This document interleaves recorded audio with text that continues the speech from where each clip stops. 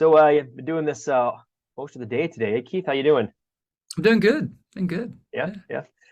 yeah. So I had a chance to listen to this album, and I've got to say, it's start to finish super, super fun. Thank you. I listened to it before looking at the notes that they sent because, yeah, I wanted to go into Thank this you. without any sort of bias, right? You're right. That's the way you should And listen to music, I think. I think so Yeah. too. Yeah. And the notes that I wrote down mirrored the notes that they had sent. So I think your intention came across really, really well. Like it's super Great. fun. The nostalgia, I picked up on some. There was like some '80s vibes in there, like a little synth at times. Definitely. Yeah. In Chuck Taylor's, I got a bit of almost like a anthem rock drumming. There's this, the big transition, and that's kind of where the synth is. Yeah. Uh, and I loved it. I loved it. Well, just start with that. Thank But you. I Thank want you. to go back to the start of the album, of course. And there's that little prelude, right? And I'm always curious how those come to be. Like, what's the thought process behind them? How do you decide this is what I'm going to start with, or that you even want one in the first place? Yeah, it was born of wanting to start the record with Straight Line, but when I got into the mixing phase of the song, I messed around with a few different ways for the song to start because it starts with a drum loop and then a little simple riff and then the band kicks in. But it always felt abrupt. It just felt abrupt to me. And I was like, wish there was a way to set the song up somehow better. And I thought, well, the song makes me think of the kind of thing that might get me going in the morning, especially if it was an early morning when my alarm clock goes off and I begrudgingly do not want to get up out of bed on a Monday morning. But a song comes on the radio and you're like, all right, that makes me feel good. Let's go. And I thought, well, that's kind of what Straight Line is for. It's to wake you up and let you know it's all good. It's a bit of blue sky. So I did the audio of me slamming my alarm clock and set the song up. Did you have to buy a new alarm clock afterwards? Yes, I did. I crushed the hell out of it. You you co-wrote that one, Straight Line, is with Jerry Flowers, right? Who you were in the ranch with forever Yeah, ago. yeah. Look at you. Thanks, Shane. Do Wow, yeah, cool. do you collaborate much with him? Is it kind of a reconnection with him? Like how did that come to be? He's in my band and has been for many, many, many years. And he's a great songwriter. We just really haven't written together. And so, long story short, I made an album in 2022 called 615. Had 13 songs on it. I was set to release that sometime in 2023, and I took the album in and played it for my team. And while I was playing it for them, I just had this horrible feeling like I wasn't happy with it. I just didn't. It wasn't it. I knew it wasn't the album, but there were some good songs on there. So "Messed Up as Me" was on there. Daytona was on there. "Heart Like a Hometown" was on there, and "Break the Chain." So I took those four and went, okay, I'm just going to go back to the drawing board and start writing some new songs. And I called Jerry and I said, you want to come and write some songs? And Greg Wells, who I'd worked with before, came in as well. And then another new guy called Chase McGill. So the four of us got together. And the very first day we wrote new songs for what was going to be high. Chuck Taylor's was written that day. And then we wrote Straight Line the very next day. Oh wow. So is there a ranch reunion coming then? You're only one more member away. Yeah, right. No, we will. I mean, we will do a little bit of walk in the country or something, spontaneously Right, at right. a show here and there. Yeah, yeah. Cool. For the One of my two people in the audience that know the song. hey, it'll spread the word, right? There you go. Yeah. The song that stood out to me the most, I love, fun, upbeat songs, and the one that I felt like the fun atmosphere of recording that came through, was near the end of the album, like the all the way to the drink, Oh, laughing all laughing the all way the to way the to the drink, drink. Yeah. and it's fun, Mm. right? Like it's filled with a whole bunch of stuff, and when you go into the solos at the end, and you can hear you going, banjo, guitar, you're kind of throwing to the instruments. Yeah. Is that kind of thing planned when you're writing it? Do you think, oh, this would be really cool here, or is that like a spontaneous in the studio, just having a blast doing it? It was after the fact.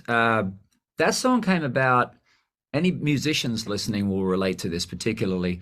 I find when I get to sound check, and I love doing sound check with my band at any venue we play, my drummer, Terrence Clark, will just start playing a groove and I'll just start jamming and we start jamming. And I end up coming up with stuff that I found him really inspiring just as a drummer. So I called Mike Elizondo, who's a great producer, songwriter, bass player, and I said, can I just bring my drummer in one day to the studio and let's just jam like all day? We'll let him start some groove. We'll just make up chords and we'll just see what happens. And we ended up with like 9 pieces of music, all different. And this track, Laughing All the Way to the Drink, was one of those tracks. It was just music. But to your point, it was just us having the time of our life, making up stuff in the studio as a little 3-piece band. And then I brought in Ben Burgess to help flesh out the lyric, and we wrote a song. The song was recorded, and I was home, and I got this idea for the bridge of this song where all these things start to happen in this club setting, so people will hear it when they get to hear the song. That was all after the fact, and I kind of just made it longer and longer and longer into this crazy epic journey of a Friday night. Well, it feels like it would be just a great festival song. I immediately I hope picture so. the audience just going nuts when that thing comes on, because you can tell that you're having a blast with it. And a little I got like a 90s almost Yep. punk vibe at the beginning Yep. of it. It's I Yep. don't know what I got out of it, which is Yeah, great. it's super raw. Yeah. Yep. Yeah, yeah. And like I mentioned, the song Chuck Taylor's, I'm partial to, not because I'm wearing any. No, that has nothing to do with it whatsoever, of course. But I like the blend, right? It's got like I said earlier, the 80s synth, the rock drumming, the banjo, like all sorts of genres almost kind of, making their way in there, but not feeling like they're battling one another. Like, how do you Right. go about throwing the different styles, different things like that, and still having it sound cohesive and not overdone? Well, there was a lot of influences. You're so good. Thank you Well, so thank you. much. No, the things you're speaking about are the things that I spend the longest on, is making a soup of influences. And so everything from, say, Blinding Lights to Boys of Summer to Take On Me by Aha, all those things are all coming in their own way to inform the energy, the structure, the way the track is put together. Yeah, it was a mash of all those kinds of songs. Yeah. Yeah, it comes through. It's great. Thank you. Uh, have you? This is gonna be like picking your favorite kid, so maybe there's no answer. But is there a song on the record, one of the newer, obviously newer songs that people haven't heard? I know there's 5 that have already kind of been put out there. The audio's out there, but of the ones nobody's heard yet, what's the one that you're like, I can't wait for them to hear this one the most? It's all of them because they're different. I mean, Love is Hard versus Chuck Taylor's are just night and day songs, but really independent of one another, are a piece unto themselves. And same with Dodge and a Silverado. That's a whole other piece. Laughing the Way to the Drink is just its own little piece of insanity. Break the Chain. Yeah, I'm really looking forward to everyone getting to hear all of it. Yeah. Perfect. Last question before I let you go. You've had a long a long day of talking to people, I'm sure. Oh no, But it's been great. It uh, makes the world a difference when I'm happy with the record. Because yeah, spending yeah. all day talking about an album that I'm okay with would have been much more difficult. Right. Fair. That's fair. Yeah. You've written, like you mentioned, Greg Wells, who, if anybody looks him up, he's done a lot of more pop stuff and rock stuff, but that's kind of what he's known for. But he seems to blend so well with your style and the writing and things like that. Do you go out of your way sometimes to find people from outside the country genre to write with? You find it helps? Is it a different process for you?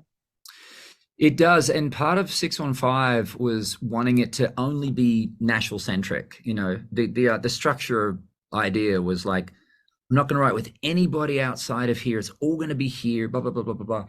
And I could have made a much more adventurous record with that, but I've become so accustomed to writing with people from everywhere, you know, Greg Wells being one of them because he's LA based. And when I just decided to ditch the 615 album, he was the first guy that I went, come to town, like come to town and let's just make stuff up and see what happens. And so it was just shaking off the shackles with Greg was the perfect guy to do. And lo and behold, 2 days, we only had 2 days and we wrote 2 songs in 2 days.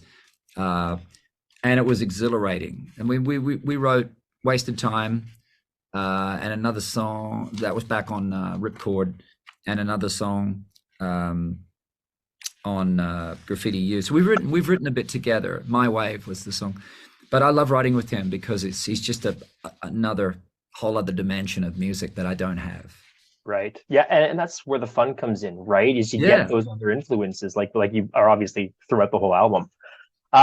So yeah, before I let you go, you got your Vegas run coming up. If anybody's going to Vegas in October and February, I believe is when you're there for a little that's bit. it. But what's the plans for Canada? Can we expect like a tour when the album's out and stuff? And Hell yeah. I'm so ready to go. I mean, we just had a little tease because we played in Vancouver Island a couple of weeks ago, and then we did a show in Camrose just outside of Edmonton at a festival. We didn't get to play it, which was a drag.